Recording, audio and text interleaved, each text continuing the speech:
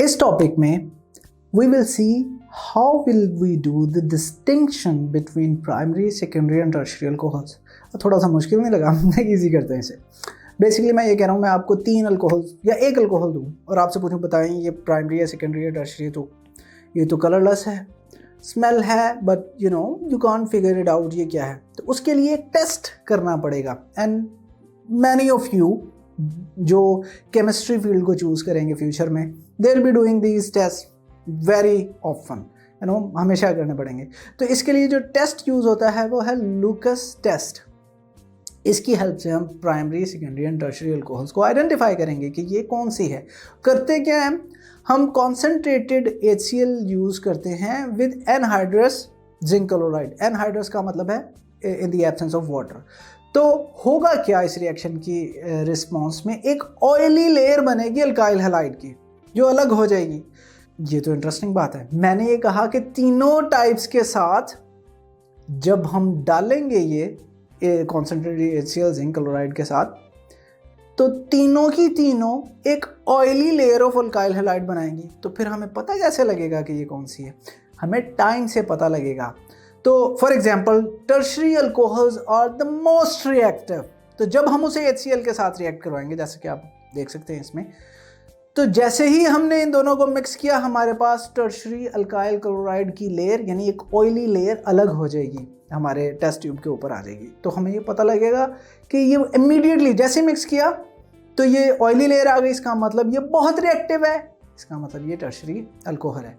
अगर हमने दोनों को मिक्स किया, यानी इस केस में सेकेंडरी अल्कोहल को HCl के साथ मिक्स किया और वेट कर रहे हैं, नहीं बन रहा कुछ, वेट कर रहे हैं, कोई ऑयली लेयर नहीं, एंड 5-10 मिनट गुजर गए हैं एंड फिर जाके एक ऑयली लेयर बनी है, इसका मतलब ये टर्शियरी नहीं है, क्योंकि टर्शियरी तो बहुत रिएक्टिव थी और वो तो फटाफट उसने बना दी, सेकेंडरी अल्कोहल है। एंड हमारे पास ये बन गया।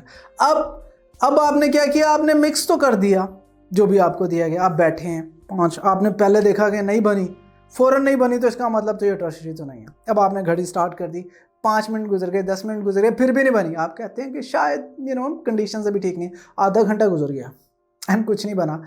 अब टाइम गुजरता जा रहा है बट ऑयली लेयर नहीं बनी। फिर आप क्या करेंगे, आप हीट देंगे। जैसे ही हीट देंगे तो फिर ऑयली लेयर बनेगी, यानी कि ऑयली लेयर बनी तो सही बट ऑन प्रोवाइडेंस ऑफ हीट, यानी आपने हीट प्रोवाइड की, यानी वो लीस्ट रिएक्टिव है। तो आप कहेंगे ये हमारी प्राइमरी अल्कोहल है। अब एक और इंटरेस्टिंग बात, मैं कहूँ मेथनॉल और एथनॉल को अलग कीजिए, आप कहेंगे एक्सक्यूज मी सर, ये तो दोनों प्राइमरी हैं, इन पे लूकस टेस्ट तो नहीं अप्लाई होगा? ऑब्वियसली नहीं होगा। तो इसके लिए हम एक और टेस्ट करते हैं, आयोडोफॉर्म वाला। आयोडोफॉर्म क्या करते हैं, हम सोडियम हाइड्रोक्साइड यूज़ करेंगे आयोडीन के साथ, और एथेनॉल के साथ जब रिएक्शन करवाएंगे तो हमारे पास एक येलो क्रिस्टल PPT यानी प्रेसिपिटेट बन जाएगा। तो हम कहेंगे इस, जिसे हम आयोडोफॉर्म कहते हैं, कि ये तो मेथनॉल है और एथेनॉल है। लेकिन अगर हमने रिएक्शन करवाया और कुछ नहीं बना, कोई येलो PPT नहीं बनी, तो वो मेथनॉल है, क्योंकि मेथनॉल आयोडोफॉर्म रिएक्शन नहीं देती। तो अब तक की डिस्कशन में हमने देखा प्राइमरी, सेकेंडरी एंड टर्शियरी को कैसे करें, और फिर प्राइमरी के अंदर मेथनॉल और एथेनॉल को कैसे डिस्टिंग।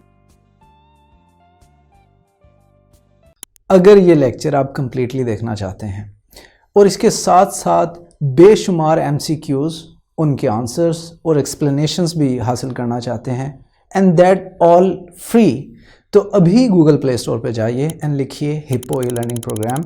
हमारी ऐप डाउनलोड कीजिए, ना सिर्फ इसे खुद यूज़ कीजिए बल्कि अपने दोस्त एंड क्लास फेलोज़ को भी रेकमेंड कीजिए।